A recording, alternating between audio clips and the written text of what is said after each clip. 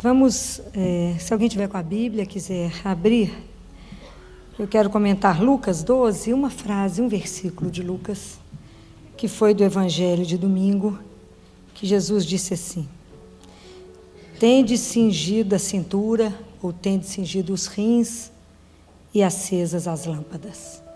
Palavra da salvação. Todas as vezes que nós vamos fazer uma viagem de avião, quando a gente entra no avião, tem um momento que nós vamos receber um monte de advertência, tem um monte de orientação, um monte de cuidado. Vão falar que podemos passar por alguma turbulência. Cuidado, tem turbulência. Cuidado que aterrissar, no momento de decolar, de aterrissar, são momentos de risco. Vocês têm que afivelar o cinto. E não pode fumar, trava a mesinha. E aí nós vamos recebendo várias informações. Isso está parecendo com o que Jesus está falando? Fivela o cinto. É a mesma coisa, que esteja cingido os teus rins. Por que nós temos todas essas advertências quando vamos para um voo? Para que a missão seja cumprida, para que o voo seja bem feito, para que a gente chegue bem no lugar sem nenhum problema. Isso que Jesus está fazendo aqui é a mesma coisa. Há uma proposta, houve uma proposta para cada um de nós, para que a gente fosse discípulo. Então Jesus falou: olha, vocês vão começar um caminho comigo, e para vocês fazerem esse caminho, vocês precisam de umas advertências, de alguns cuidados. Então ele fala: tende os rins cingidos, esteja com a cintura cingida, porque no mundo que estamos vivendo, é muito fácil a gente distrair, é muito fácil a gente levar uma vida superficial. A gente vai levando uma rotina, vai ficando tão massificado, e a gente vai repetindo as coisas de uma certa forma, que chega no momento que a gente já está num estágio que já está bom só levantar e dar continuidade. A gente segue uma rotina, a gente já não tem mais alegria, a gente já não tem mais um dinamismo, a gente já não tem mais uma paixão pela vida. A gente vai levando. Como é que você está? Estou levando. Né? É uma religião morta. Nós vamos levando como qualquer um leva, assim, sem paixão pelo que vive. Então fica aquela vida absolutamente superficial.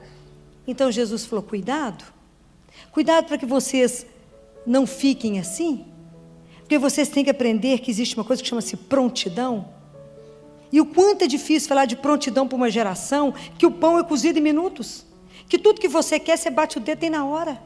Tudo é imediato, tudo é muito rápido o que você quer. E fala assim: Filó, mas para as verdades eternas não tem um atalho? Não tem um jeito mais fácil de chegar até Deus? Não tem um jeito mais fácil de a gente viver uma religião diferente?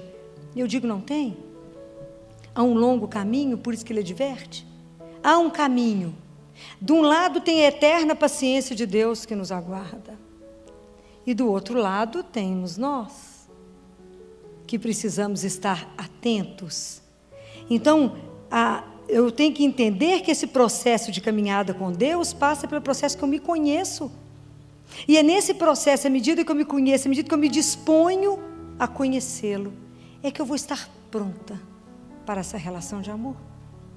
Essa prontidão é a chave do conhecimento, para que eu possa fazer uma relação com Deus. Senão, como é que eu vou perceber quando Deus fala? Se eu não tenho uma disciplina, de nada. Como é que eu demonstro para Deus que eu tenho uma fidelidade, se eu não consigo rezar todos os dias do mesmo horário? Se eu não consigo cumprir nem o que eu peço? Falo com Ele que farei. Então, como é que nós vamos descobrir que a palavra de Deus é para mim, se eu não estou mergulhado antes na palavra? Então ele fala: cuidado, porque vocês vão ter momentos difíceis. Cuidado, porque é fácil demais a gente entrar na massa e seguir a massa. É só seguir o que está na moda. Todo mundo se molda, segue o que está na moda e vai todo mundo igual. E a gente já não percebe a superficialidade que está na nossa vida. Não podemos viver a nossa religião porque ela foi uma herança dos antepassados? Não posso. Não posso viver porque isso foi a religião do meu avô, da minha avó. Não posso. É diferente.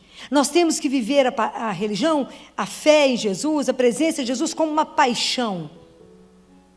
Senão, não gera nenhuma mudança em mim, na minha vida, aquela coisa morta. Quantas pessoas vocês conheceram que tinham grandes ideais, grandes desejos, grandes objetivos, já está morto, não fala nem no assunto. Porque a vida vai deixando isso apagado se eu não estou atenta, que eu tenho que estar sempre de prontidão para receber o meu Senhor. Não sei que hora Ele virá, ou não sei que hora Ele me chamará. Então eu tenho que viver uma relação com Deus vivo. É isso que nós temos que acordar. Esteja esperto, esteja com tudo amarrado na cintura, porque isso te dá mais agilidade para trabalhar.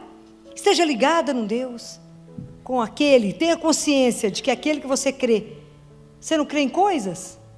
Você crê no Filho de Deus que se encarnou, que veio por amor, que veio nos trazer a brilhante notícia que somos filhos do Altíssimo. Então ele fala, cuidado, para que senão vocês vão dormir. Desperta, é tão fácil dormir, é só querer ficar no seu cantinho, não ser incomodado, nada mudar. Então, mas é tão bom dormir. Por que eu vou me incomodar com essa bobagem? Vamos dormir. É mais fácil. Então desperta, mas quem desperta? Só quem está dormindo. Então eu preciso manter a minha lâmpada acesa. Manter a lâmpada acesa é manter a nossa fé viva. Não é aquela fé mais ou menos, gente. É fé.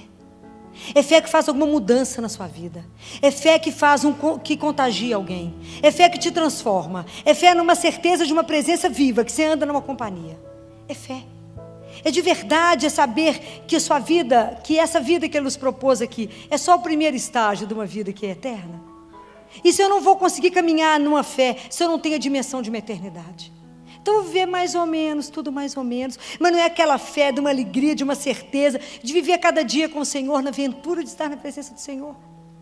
Uma vez um discípulo perguntou para um sábio, o que eu posso fazer para ser uma pessoa iluminada? Ele falou, o mesmo que você pode fazer para o sol levantar. Quer dizer, nada. Então ele falou, então para que serve eu ficar fazendo exercício espiritual e rezando? Ele falou, para garantir que você esteja acordado quando o sol nascer. Então a gente tem que ter... Por que eu tenho que rezar, Filó? Porque eu preciso viver. Eu preciso me alimentar. Eu preciso conversar com aquele que é eterno, com aquele que é a minha fonte, com aquele que é o Senhor. É a minha forma de estar ali alimentado. Então como é que eu vou manter a chama acesa? Como é que eu não vou perder a esperança, não vou me desanimar? Porque tem situações difíceis, tem problemas difíceis, tem situações que não são brincadeira de viver. Como é que nós vamos manter a esperança? Eu estou chegando agora do fórum, eu estava no fórum desde 13h, como testemunho de um processo contra um pai que abusou sexualmente de um menino. Fácil demais. Falei, Jesus, só pelo seu poder eu chego, né? Porque 7h10 eu estava diante do juiz falando. Então, não é uma brincadeira. Viver esses momentos com a família e falar, mas Deus é fiel. Deus é fiel. E vamos conseguir, se Deus quiser, que isso se resolva. Porque eu vi o sofrimento. Vimos o sofrimento. Estamos vendo.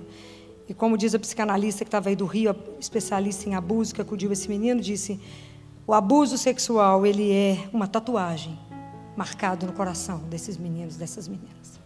Isso não é uma brincadeira, isso é uma realidade que nós temos que estar acordados. E como é que no meio disso tudo a gente não desanima, Senhor? Como é que nisso tudo, no meio desse sofrimento todo, a gente mantém a esperança? Porque a nossa esperança tem um nome. Nossa esperança se chama Jesus Cristo. Ele é a nossa esperança. Ele é a certeza que a gente pode passar por tudo. Quando eu falo com vocês em fé, é certeza de que a hora que eu estou falando com uma pessoa, de um Deus que me criou e que me alimenta. Então, como que eu mantenho isso, a lâmpada sempre acesa? Pela palavra de Deus. Eu tenho que escutar a palavra. Essa palavra tem que arder o meu coração. E quando a palavra arde seu coração, você sabe que a sua fé está sendo de novo alimentada. O nosso propósito não é acreditar em Deus, não é isso, mas é reacender a fé, pedir a Jesus que dê para nós o mesmo fogo que Ele deu para aqueles discípulos, aqueles homens que não tiveram medo de nada. Nós precisamos disso de novo. Sabe aqueles discípulos de Emaús, quando decidiram ir embora? Eu falei, melhor ir embora, porque Jesus sumiu, vamos embora. E aí no meio do caminho, eles encontram Jesus, e à medida que Jesus falava, o coração deles ardia. Pois é, às vezes quando você escutar a palavra, de novo, às vezes é uma frase, seu coração arde, você sabe que a sua fé está sendo renovada. E precisamos renovar a nossa fé onde? Na Eucaristia. Vou morrer falando isso, né? É a Eucaristia diária. É aquele Deus que nos alimenta, nós recebemos Ele vivo. É Ele que nos dá sustentação, é Ele que sustenta a nossa caminhada. E como é que vamos caminhar sem Ele? Como é que vamos manter a lâmpada acesa para servir de sinal para o meu irmão, se nem eu creio, não estou alimentado? Então eu caio na primeira coisa, eu caio. Se Ele não for o meu sustento, a minha alegria, a minha fortaleza, a certeza que a gente não está só. Eu digo isso, gente, situações reais. Porque são em momentos difíceis que você vai ver aonde está a sua fé. E as pessoas falam comigo, Filó, Jesus fez isso para poder me provar. Eu falo, não, querida. Deus não tem nada para nos provar, porque Ele nos conhece. O que em nós é desconhecido para Deus? Nada. Ele nos dá essas oportunidades para revelar para você quem você é. Você vai se descobrir, no momento de sofrimento, quem você é. Aonde que está a sua fé? Você achou que já estava caminhando bacana? Ó, onde que você está? Deve ter mais ou menos, acho que não tem um mês. Estivemos com uma criança no CTI, 9 anos de idade. Terceira cirurgia de coração. Essa criança chegou da cirurgia numa sexta-feira gravíssima. Gravíssima, no quadro que a gente chama de choque. Insuficiência renal, evoluiu para insuficiência renal. E nós conseguimos reverter, fazer diálise, fazer hemodiálise. O rim abriu, o quadro hemodinâmico reverteu.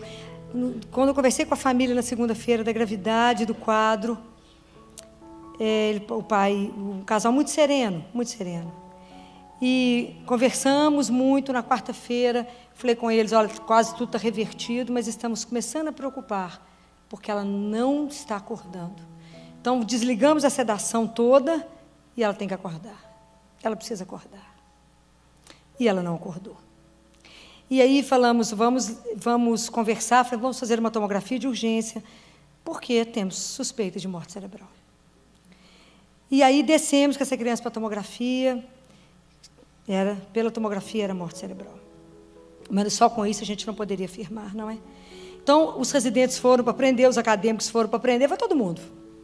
E sentei com o casal, mais o neurologista, e conversamos com a família, que a possibilidade era realmente de morte encefálica. Eu nunca vi um casal tão sereno na minha vida, diante de uma notícia dessa. E aí eu falei com eles, vocês já pensaram na possibilidade de doação de órgãos?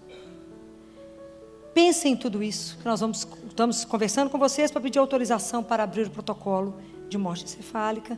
Vamos começar a fazer os testes, tem que ser feito com médicos diferentes, que não tem ligação com transplantes, tem toda uma sequência que é feita. E assim foi feito, e o casal acompanhou absolutamente todos os exames, eles acompanharam tudo. Era um casal evangélico, um casal de extrema fé. E aí eles foram acompanhando, e antes do último exame, a gente fazia 2 de tudo. 2 testes que tinha que fazer, fizemos 2 vezes eletroencefalograma, fizemos 2 vezes com máquinas diferentes, com pessoas diferentes, o teste de fluxo cerebral, porque aí era fechar o diagnóstico, né? E aí, antes de fazer a última vez, conversei com eles, olha, realmente o teste não tem fluxos para o cérebro. O pai falou, doutora Filó, pois a senhora acredita que nós encontramos o diário dessa menina, que eu já não sabia que ela tinha um diário? E ele fotografou o diário e mandou para mim. Uma das páginas do diário, ela falava assim, 9 anos, querido diário, vou internar na Santa Casa tal dia para a 3ª cirurgia do meu coração. Não sei bem o que eles vão fazer comigo, mas estou tranquila porque estou com o Senhor. Assinado, e ela colocava assinada, a SS, colocava o nomezinho dela. Na outra página, ela colocou assim, querido diário, vou enfrentar essa cirurgia como a gente faz uma prova. Quando a gente faz uma prova, a professora dá uma nota no final, não é?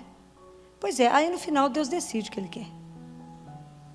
9 anos de idade. Então, foi uma criança que já tinha uma relação com Deus, né? A última foto dela foi ela sentadinha na maca, indo para a cirurgia, com toquinha na cabeça, dando tchau, mandando beijo. E aí, eu acho que até isso, como dizia a mãe, até isso, doutora Filó, me dá tranquilidade para poder enfrentar esse momento aqui. E um dia, eu conversando com eles lá no quarto, era um quarto isolado, todo mundo que pôde entrar, quis vê-la, foi vê-la, todos os pastores que quiseram ir rezar, foram rezar. A mãe falava, doutora Filó, mas eu ainda acredito tanto que Deus pode operar um milagre. Eu falei, não, só estou no campo da ciência, eu não discuto o campo da fé, não é? E conversamos tanto sobre morte, foi um casal que eu falava com os residentes, esse casal não é típico, gente, é atípico, mas é um casal que mostrou em quem crê, que a esperança dele estava ancorada no céu, é diferente, tinha certeza de uma eternidade. Então, um dos dias eu conversando com eles, eu falei com eles, com vocês eu posso falar esse assunto? Falei com eles, porque quem vê nós de longe conversando e rindo, falando sobre a morte, vai achar que nós somos três tão loucos dentro desse conto daqui. Mas é porque são os três de muita fé. Eu falava com eles, como diria São Paulo diante disso? Lucro é morrer. E eu falava com eles, se ela está tendo a oportunidade de conversar com Jesus, ela não vai voltar. Sabe por quê? Ele é absolutamente sedutor. Se ela encontrou com ele, ela está apaixonada, mais do que ela já era, ela não voltará. E foi lindo, porque na quarta-feira, quando fechou a noite, o diagnóstico de morte cerebral, eles me ligaram. Falou, doutora Filó, realmente fechou o diagnóstico e nós decidimos que vai ser tudo doado. 7h30 da manhã, ela iria para o bloco cirúrgico. E o pai foi para levar a filha até o bloco. Onde vocês já viram contar isso? Isso não existe. Chegou lá de manhã cedo, eu levei ele lá para ver a criança. Aí lá, quando a gente estava lá, eu falei com ele, despeça dela, passa a mão, beija. É o último abraço daqui. Teremos outros. Essa é a fé, não é? Aí ele me dizia, doutor Filó, agora eu quero conversar sozinho com a senhora. Eu falei, Senhor, o que será que eu aprontei dessa vez? Vamos lá para aquela sala. Eu falei, vamos para aquela sala. Aí ele falou comigo assim, doutora Filó, a gente precisa caminhar na vida com gratidão. Então agora eu só quero agradecer. Pela forma como vocês conduziram, pela verdade de tudo, pela forma como vocês deixaram a gente participar, pela ética de vocês, por tudo que vocês fizeram. Muito obrigado. E agora eu queria colocar a senhora, como eu não posso fazer a oração pelo CTI inteiro, eu quero colocar a senhora diante de Jesus para rezar pelo CTI inteiro, para agradecer. E pedir a Ele que vocês continuem sendo um canal de graça. Vocês podem imaginar o estado que eu fiquei. Quando eu voltei para dentro do CTI, toda manchada, o pessoal falou, o que aconteceu? Eu falei, depois conversamos. Isso é muito raro, mas isso eu estou contando para vocês, para que vocês entendam o que é uma atitude de fé. Isso é uma atitude de um casal que não triscou em nenhum momento. E o pai falou, doutora Filó, ela foi só um presente, é tudo emprestado, não é? Falei com ele, é tudo um empréstimo. Voltou para casa. Viveu os 9, voltou para casa, veio como um anjo, deu um beijo, e depois vamos encontrar de novo. Isso se chama fé. É essa fé que eu estou convidando vocês a viver. É essa fé que, apesar disso, nos move numa alegria. É essa fé que nos sustenta diante do sofrimento, diante das dificuldades. É dessa fé que eu estou falando. Não estou falando de fé mais ou menos, não. Senão nós não vamos tirar nenhuma, qual Jesus falou. Senão a nossa fé vai continuar menos que um grão de mostarda. Nós temos que ter ousadia na nossa fé. Afirmar que Deus é vivo, que Deus faz as coisas, que Ele está presente e não está morto. Nós morremos de medo de afirmar isso. Porque não cremos no nosso coração. Não temos a audácia que teve esses homens do Antigo Testamento. Vocês conhecem a história de Gideão? Sou encantada com ele. Deus pega aqueles que nem acham que não vai dar nada. Deus Pai chamou Gideão. Gideão, vem cá. Ele falou, Senhor, eu não. Deixa eu contar. Eu sou o último lá de casa. Eu não. Ele falou, você mesmo. Mas é que não tem jeito. Não, Gideão, é você mesmo. Então você vai ter que combater ele com o outro exército. Busca uns homens para você fazer um exército. Lá foi Gideão. Quantos homens você arrumou, Gideão? Isso é Deus Pai conversando com Gideão. 32 mil. Uai, que tanto? Senhor, mas lá sabe quantos são? 135 mil. Importância não, Gideão, estou com você. Senhor, mas lá é 135. Aqui tem 32. Tem gente demais, Gideão. Não, tem muita gente. Pode mandar 22 mil embora. Senhor, lá é 135 mil. Pode mandar embora. Fica só 10 mil. Senão eles vão achar que você ganhou por tanto de gente. Eu estou com você. Eu estou com você, Gideão. Agora que você está com 10 mil, você vai pegar seu exército, vai dar água para esse povo. Coloca eles aqui diante do rio, e você, Gideão, vai observar como é que esses homens tomam água. E você irá escolher somente os que deitarem e tomar água igual o cachorro. Senhor, mas isso não tem lógica, porque o povo agacha, Senhor, e pega a água assim e toma. Eu não quero a lógica, Gideão. Aí você vai escolher quantos vão sobrar. Coitado Gideão, isso é que é passar aperto na vida. O que aconteceu? Sobraram 300. Senhor, lá são 135 mil. Pode ser não, Gideão. Eu estou com você. Então agora vai lá ver o ambiente. Eles vão me matar. Gideão, eu estou com você, Gideão. Então você está com medo, leva um amigo. Claro que Gideão levou um amigo, lógico. Lá foi Gideão. Olhou o ambiente, voltou para o Senhor. O Senhor falou, Gideão, agora 300. Agora nós vamos fazer 3 grupos de 100. Senhor, lá é 135 mil. Botar assim, não, Gideão, estou com você. Faz três, vocês vão ficar do jeito que eu vou mandar. Um grupo aqui, outro grupo ali, outro grupo ali. Tinha uma espada, a de Gideão, só uma espada. E tinha as trombetas. E um cantil. Então, quando eu avisar, Gideão, vocês vão tocar ao mesmo tempo a trombeta. É. Então, assim, Deus trabalhou com eco. E os 300 tocaram ao mesmo tempo as trombetas. Quando eles tocaram, o exército inimigo ficou desorientado com o barulho. Achou que era gente demais. Eles ficaram tão desnorteados que entraram em batalha com eles mesmos, mataram eles mesmos. Gideão levantou a espada e falou, ganhei. Fez o quê? Nada. É essa fé que eu estou falando com você, gente. Preocupa não que eu estou com você. Preocupa não. Mas, Senhor, eu estou com você, qual é o problema? É essa fé. Eu morro de vergonha deles. Morro de vergonha.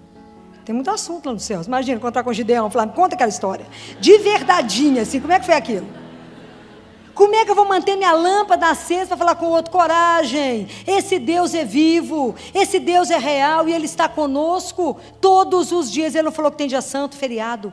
Ele não falou que vai porque é ano bissexto, não. Ele falou isso 366 vezes. Não tenhais medo. Eu estou com você. E por que nós ficamos titubeando? Tem uma fé que dá um passo para frente, um para trás, um para frente. Não vamos, não caminhamos. Por causa de medo. Não alimentamos a nossa fé. Temos que nos alimentar. Temos que alimentar esse fogo em nós. Temos que ser igual aqueles primeiros cristãos. Temos sim que estar diante de Deus. Filó, mas eu rezo tanto que aqui adiante Deus não me atende.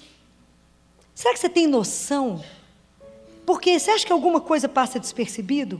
Você acha que Deus, quando vai fazer alguma coisa para alguém, um Deus que já não consegue explicar a dimensão desse Deus imenso, desse mistério que é a nossa vida, será que você entende o que significa quando você pede alguma coisa para alguém, a dimensão que é a vida, se Ele não vai fazer para frente? Será? Que a gente precisamos sim de uma coisa para caminhar com o Senhor, confiança. Essa é a proposta de Jesus. Nós temos que confiar incondicionalmente que temos um Pai, incondicionalmente que Ele cuida de nós, que os fios de cabelo da nossa cabeça estão todos contados, todos, que não tem ninguém que nos ama mais do que Ele, que se preocupa conosco, que olha por nós. Então estejam atentos que eu posso chegar a qualquer hora, eu posso vir ou eu posso te chamar para voltar para casa.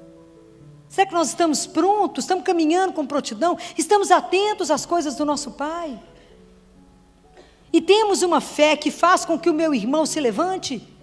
Tenha coragem de caminhar apesar das dificuldades, apesar da dor, apesar da tristeza. A gente fala, a gente chora e anda, mas anda, não é assim? Mas com a certeza que Ele está junto, que eu não caminho sozinho, mesmo que a luta seja grande. Filó, mas a dificuldade é imensa, mas Deus é muito maior que isso. Conta para Ele. Conta com liberdade, não minta, não esconda, não negue. Fale. Mas fale com verdade. Fala aquilo que você deseja, conta para Ele como se Ele não soubesse, porque Ele já sabe de tudo. Mas conta, fala, divide, tenha certeza que Ele está com você. Faça a sua parte, porque Deus não deixa de fazer a dele.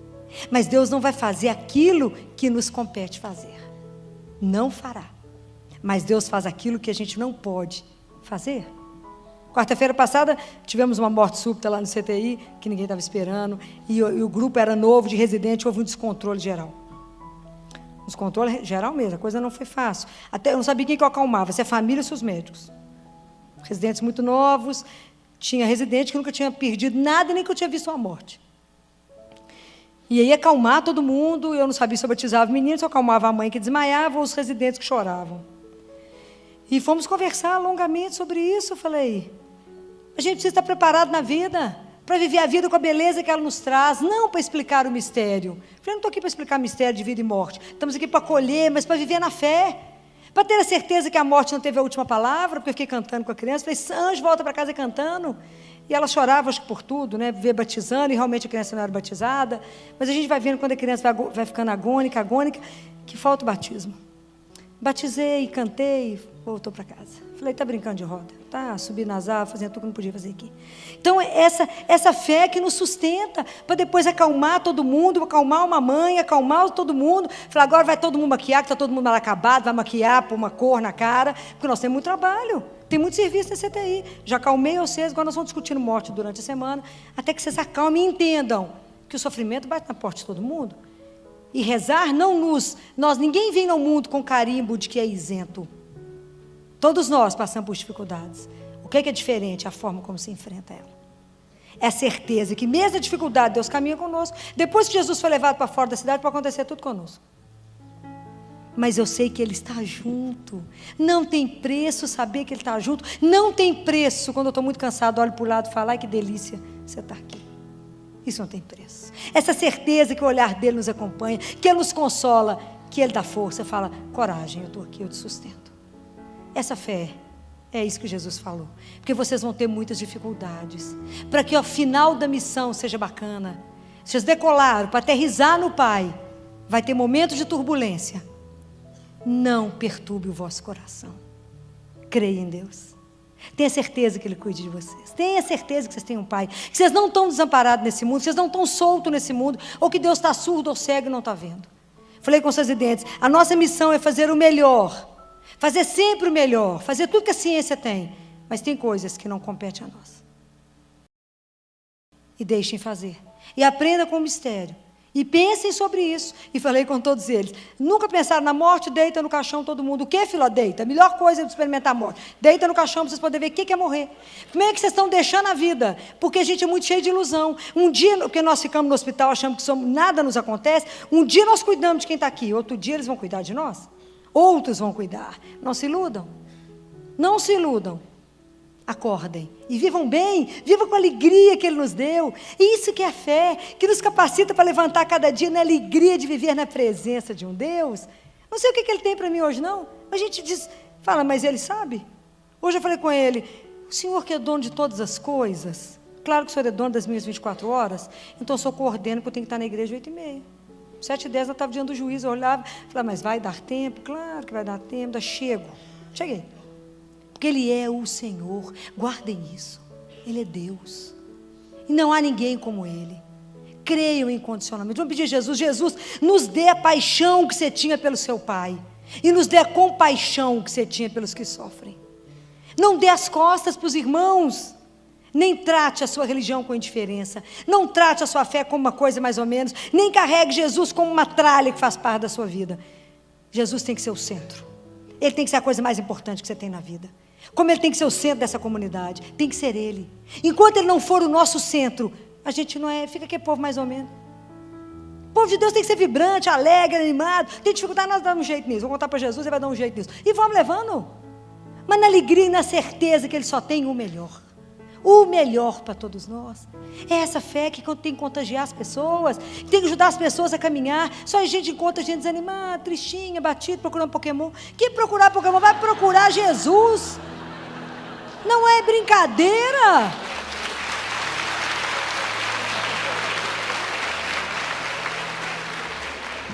Quarta-feira passada eu voltava da comunidade de Betânia. Eu e meu marido, a gente voltava da comunidade de Betânia. Eu fui lá na comunidade Paróquia de São Sebastião e fui lá para falar sobre não falar mal dos outros, né? Esse era o tema que o padre pediu, o padre Hermínio. E quando nós voltamos, nós passamos na Praça da Liberdade e falei, mas o que está acontecendo? Parecia um tanto de zumbi, um tanto de homem andando, olhando para o celular, não sabia do tal do Pokémon. Falei, gente, o que está acontecendo? Ele já era mais informado que eu, falou, está procurando Pokémon? Falei, procurando o quê? Esse povo tem que estar procurando é Jesus. Por isso que está tudo infeliz, essa doençada no mundo, esse povo triste, tomando remédio. E não tem alegria de viver. Tem tudo, é um povo triste. Tem tudo. Fala, meu filho, por que você está abatido, triste? Não sei, sentindo vazio. Falei, falta Jesus na sua vida, falta Jesus. É que dá alegria, a gente não tem nada e morre de dar risada com a história. O que você tem? Nada, e eu nada. Então está tudo bem, Jesus tem tudo, está tudo certo. É diferente, não aprendemos essas coisas, não temos a ousadia de viver na presença de um Deus vivo. Isso que eu quero que vocês aprendam a viver, porque Ele não está morto. E o povo fica procurando coisa virtual, sendo que Ele é muito mais fácil de pegar. Não entendo. Eu realmente me foge a compreensão. Mas eu tenho que ter paciência e ter rezando. Então é isso que a gente precisa fazer, não é? Precisamos descobrir Porque nós temos que ser uma setinha, mesmo que torta, uma luz para mostrar para o meu irmão que está batido, cansado. Falar, tem um outro caminho, tem uma outra história. Sabe quando Jesus fala assim, amem uns aos outros? Sabe o que é amar uns aos outros? É dar o melhor. O que é o melhor que a gente tem para dar uns para os outros? É Jesus. Qual é a melhor coisa que eu tenho na minha vida para dar para vocês? Jesus. Essa paixão, essa certeza desse Deus apaixonante. Cada dia mais apaixonante. A certeza de que Ele caminha, que Ele está atento, que Ele vê, que Ele participa, que Ele dá... Eu falo que você dá palpite em tudo, né? Dá palpite mesmo, olha as coisas. É assim. Esse Deus que vibra com a nossa vida, que está junto, que ri com a gente, chora com a gente. É esse Deus vivo, que quer nos dar, sabe o quê? O melhor. Essa caminhada com um Pai, na certeza de um Pai que nos ama. Confie. Sabe quando a gente era criança, que a gente chegava na beirada da piscina, dava um pulo, pulava assim, caía de uma vez na piscina? É isso que eu quero convidar vocês. Pula nos braços do Pai.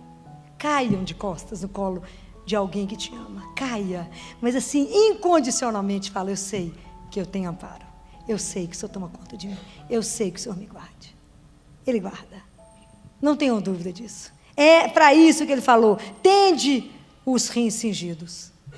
Tende as lâmpadas acesas. E pensem, aonde que vocês estão colocando a esperança de vocês. Pare e pensa. Aonde que vocês estão depositando a confiança de vocês? O nome de onde a gente deposita tudo isso tem que ser Jesus. E uma última coisa para falar para vocês. Tem muito tempo que a gente precisa lembrar que cada um de nós, quando foi feito por Deus Pai, Ele nos deu de presente um anjo da guarda. Eu brinquei outro dia com os anjos que estão todos desempregados nessa crise atual, que não tem ninguém chamando por eles. Eu falei, eu vou empregar vocês todos outra vez. É preciso que a gente lembre de rezar pelos nossos anjos. É preciso de lembrar que quando um filho sai, reze pelo anjo dele. Quando seu filho vai viajar, peça a companhia dele. Lembra da história de Tobias? Quando o pai, que era Tobit, foi pedir, o filho foi para fazer uma viagem, ele fez uma oração e pediu a Deus que mandasse um amigo para conduzir o filho dele, para fazer companhia. E foi encaminhado para esse menino, que depois foi revelado no final, que era o anjo Rafael. Ele acompanhou Tobias e trouxe a cura para Tobit. Então, às vezes, nós estamos esquecendo de rezar pelo anjo da guarda dos filhos. E de quantos males isso pode ser evitado. Não se esqueçam que quem anunciou para Maria que ela seria mãe foi um anjo. Quem falou para José, José, pode confiar em Maria, foi um anjo. Quem falou para José, José, levanta e foge para o Egito, foi um anjo. Os anjos são reais, cuidam de nós. Rezem pelo seu anjo da guarda. Rezem pelo anjo da guarda dos seus meninos, dos filhos, dos maridos. Vamos pedir proteção, já que nos foi dado um único para cada um de nós, para que cuidasse do nosso caminho. Para que tire da nossa vida todo o mal. Que nos ajude mesmo. Vai nos lembrando, vai nos guardando, para chegar um dia todos juntos na casa do Pai, onde tem uma alegria que nos aguarda.